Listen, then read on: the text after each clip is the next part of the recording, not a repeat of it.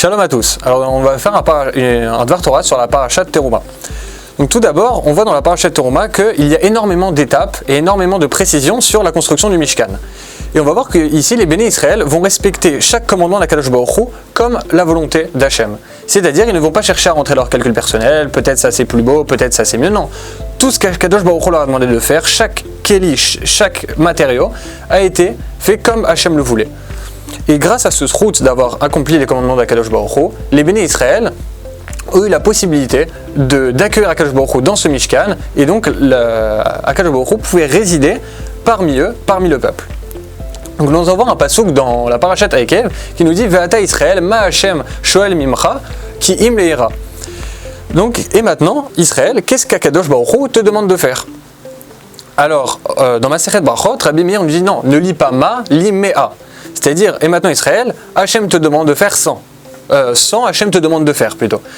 Et donc là, on ne comprend pas. C'est-à-dire, qu'est-ce que ça veut dire? Donc tout simplement, Hachem te demande de faire 100 brachot. Donc les 100 brachot sont, par rapport à la paracha Trouma, sont référés aux 100 socles qui tenaient les poutres du Mishkan. C'est-à-dire que la base, là où était soutenu le Mishkan, les poutres du Mishkan étaient 100 socles. De la même manière, une des bases que l'homme doit avoir en lui pour accueillir la présence d'Akadosh Baruch Hu sont ces 100 brachot.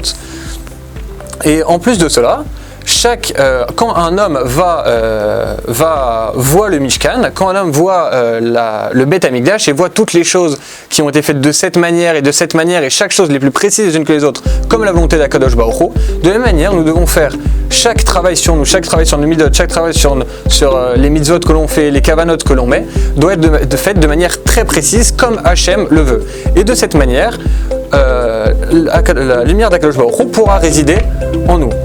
Et donc le Or HaChaim nous dit Ve'asuli migdash ve'shachanti bedocham. Et vous me ferez un migdash et je résiderai parmi eux. Alors il y a un problème de syntaxe. Pourquoi dire je vous ferai un mishkan et je résiderai parmi eux et donc pas parmi lui, parmi ce mishkan? Et donc nous explique donc le Or HaChaim que non, il y a écrit Ve'shachanti bedocham car je résiderai parmi eux, parmi le peuple, parmi béné Israël. Donc chaque béné Israël a cette possibilité d'accueillir la présence d'Akadosh Baruch Hu en lui avec des bases qui sont, comme on a vu, les 100 socles qui réfèrent aux 100 bénédictions.